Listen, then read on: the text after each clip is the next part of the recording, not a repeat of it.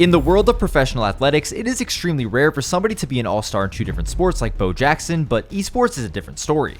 For example, Psalm has gone pro in 4 different major titles and placed second in the Fortnite World Cup. But he is not the only person who was dominant in Fortnite before doing the same in another game. These are the Fortnite players who went pro in other esports. The first player is none other than Benjyfishy.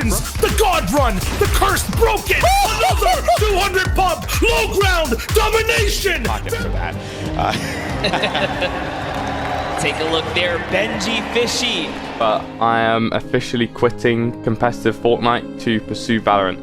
From the start, it was obvious that he had generational talent. Before he was even old enough to compete, he qualified for the Winter Royale in 2018. Although he wasn't allowed to play in the finals of this tournament, the age requirement would be lowered to 13 years old shortly after. This came at the perfect time as Benji would be able to compete for his share of the $100 million that was allocated to prize pools in 2019. Going into the World Cup, he was a fan favorite to qualify for the solo competition and duos alongside his teammate Mr. Savage. He was the first player in the world to secure his spot for both events after placing 3rd in solos and winning the first week of duos. At the World Cup finals, he didn't perform up to his standards, but still took home a cool $100,000. And we can't forget about this moment, which became one of the most iconic Fortnite clips ever. Pocket for that. Take a look there, Benjyfishy has been showing up. I told him to play to the crowd. I said, play to the crowd. Have some fun with it. After this was the trio FNCS, where him and his trio won 4 of the 5 qualifiers, making a staggering $147,000. While they did struggle in this season's grand finals, the next season would prove to be different as his squad placed in 2nd. Sadly, he fell just short of winning an FNCS title, which was the one thing that eluded Benji throughout his entire career. Over the next 2 years, he would cement his legacy as one of, if not the best solo players in the game. He was dominating in solos, winning 10 tournaments including 1 week of the FNCS Solo Invitational. But team-based game modes were not going well for him, and that's what really mattered. He placed 5th in Chapter 2 Season 5's Grand Finals, but after that he started to perform worse and worse. After a few bad seasons, he slowly lost his passion for Fortnite and began playing and streaming Valorant. Even with much less experience in the game, he was extremely good from the beginning. After a while of playing both games, he officially announced his retirement from Fortnite and that he would be switching to Valorant full time. I am officially quitting competitive Fortnite to pursue Valorant. Previously, there were other top Fortnite players who made this switch and none of them got to the top of the pro scene, so people questioned if this was the right decision. But Benji was ready to prove everybody wrong. Just 2 months after the switch, he was already proving his talent in lower level tournaments. Eventually, he was picked up by Enterprise Esports to compete in the Valorant Challengers in 2023. Benji stood out amongst everybody else on the team as they finished 2nd in Split 1 and 2, which would lead to him getting picked up by Team Heretics on July 12, 2023. Although their placements in 2023 weren't too good, he stayed a part of the team and this was a great choice. At the VCT kickoff tournament in March of this year, they finished in 2nd, which meant Benji qualified for his first major tournament since switching to Valorant. While they did get dead last at the VCT Masters in Madrid, the team qualified for the next major in Shanghai as well. This is the tournament where he would really get put onto the map. After losing in the 2nd round of upper bracket, they almost pulled off one of the greatest lower bracket runs in Valorant history. Sadly, they lost 3-2 in finals, meaning they fell just short of winning their first championship. But with so much success early on, it is just the beginning of what looks like a very promising career for Benji, and I'm excited to see what he does in the future. But before we get to the next person, I have a quick word from today's sponsor. Today's video is sponsored by War Thunder. War Thunder is the most comprehensive vehicle combat game ever made, and it is free to play on console and PC. With over 2,500 tanks, planes, helicopters, and ships of 10 major nations, ranging from planes and armored cars of the 1920s to today's fighter jets and tanks, you will never run out of new things to try. The incredibly detailed vehicles, authentic sound effects, and realistic graphics place you right at the helm of the most powerful war machines of our time. With over 70 million players in PvP battles today, an unmatched wealth of high-quality content to discover, and a great community, War Thunder is by far the best game for fans of military history. Use my link at the top of the description to play War Thunder for free on PC, PlayStation, or Xbox to receive special rewards. New players and those who haven't played in 6 months will also receive a massive bonus pack that includes multiple premium vehicles, the exclusive vehicle decorator Eagle of Valor, 100,000 Silver Lions, and 7 days of premium. This offer is only available for a limited time, so don't miss out. Next up is one of the original controller goats of Fortnite, Aydan. Before Fortnite, Aydan was an avid Call of Duty player, but after its release, he instantly fell in love with the game. Back in 2017, he started his career by playing kill race wagers and tournaments, which he would make decent money from. Although he was relatively unknown, he was really talented, and he got his chance to prove it in the Solo Showdown tournament in May of 2018. He placed 26th in this, which was good enough to receive an invite to week 2 of the Summer Skirmish. In his first big tournament, he finished 17th, which was good enough to keep getting invited back to compete. The last last summer skirmish event was a solo tournament that took place at PAX West. It was this tournament where he would really begin to make a name for himself by dominating Nick Merckx at Tilted Towers. Can't defensively play against him too much inside here. He's got to go for it soon. And here we go, 93. He switched to the wrong gun. Catches him off guard. Nick switched to the wrong gun. Are you kidding me?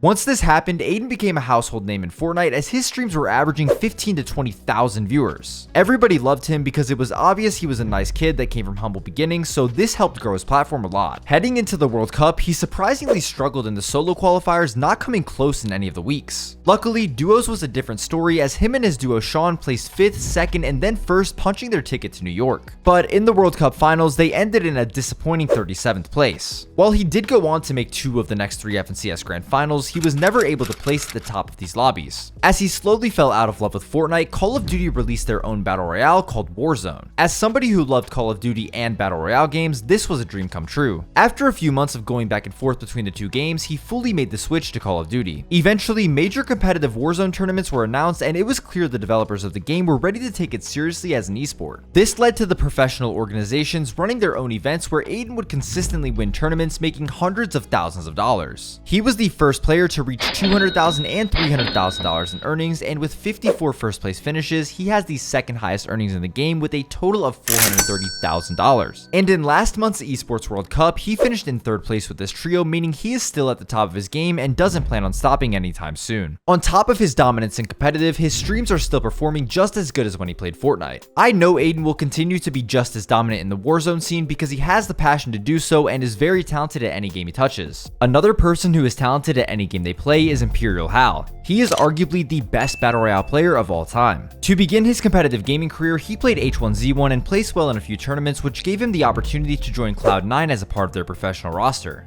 As soon as he joined, he decided to drop out of school and went full-time with gaming. Things were really looking up for him until suddenly the game died due to a few decisions from the developers. This meant he no longer had a career. It started to look scary after this and he was unsure what his next move would be until yet again another Battle Royale game started to blow up. Of course, that game was Fortnite. It was the perfect time for something like this to save him, so he obviously made the switch. Naturally, he was good at the game due to his experience in other competitive Battle Royale games. Since he wasn't very well known in the community, he never got invited to tournaments run by Epic Games like the Summer and Fall Skirmish. Despite this, he was still very confident in his abilities, so he spent thousands of dollars to go to the Fall Skirmish LAN at TwitchCon. Him and his duo placed 9th in their heat and made it to the finals, but only placed 36 out of 50 duos. After this, he would continue streaming and growing his platform, but he never really had the competitive success like everybody else in this video. In February of 2019, Apex Legends was released and he instantly knew it was the game he wanted to play moving forward. While he did play the World Cup, he would not come close to qualifying because he wasn't grinding Fortnite at all, and the truth is, he hated the game.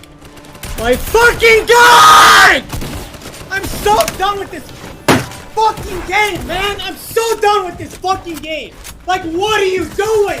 Why? Why? Why are you doing that? Why? I'm so tired of playing this fucking dog shit game. It's actually a fucking waste of time. Literally a waste of fucking time. Piece of fucking shit.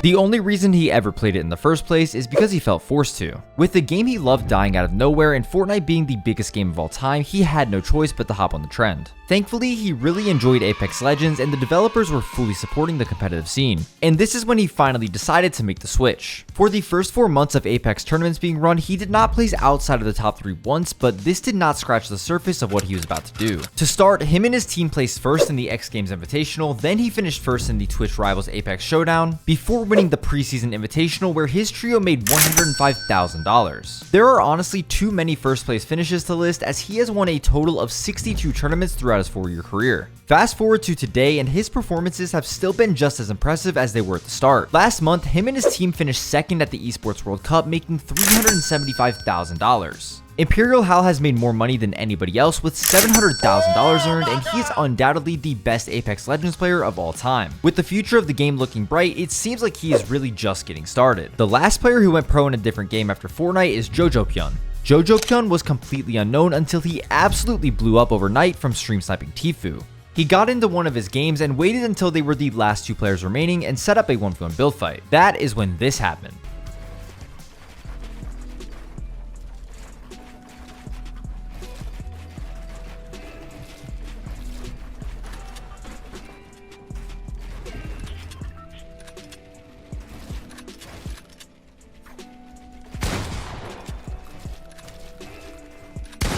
He won't pump me, no, dude. GG.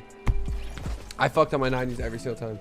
Afterwards, Tfu's chat wanted them to 1v1, so he invited him to do so. Even though Tfu was supposedly the best player in the game at the time, Jojo was absolutely destroying him. The next day, he went live on Twitch and had an average of 3,000 viewers, which made it clear that people wanted to watch him play. While he did stream here and there afterwards, he didn't really take advantage of it as much as he could have. And although he was really good at 1v1s, his competitive placements weren't the best, as he'd only make $1,000 in his first year competing. He never placed too well in an FNCS, but would consistently place top 10 in solo cash cups when the prize pools were extremely good. His best tournament placement of all time was a 3rd place finish in a solo cash cup that made him $4,000. After making a little over 10k from Fortnite, he went back to the game he really enjoyed, and that was League of Legends. He started off by competing in lower tier tournaments where he wouldn't have the most success, but he slowly worked his way up before proving himself and signing to the Evil Geniuses Academy team. During his 10 months on the Academy team, he performed very well individually. This allowed him to be given a chance on the actual Evil Geniuses roster, and he did not take it for granted. Evil Geniuses are your new LCS champions!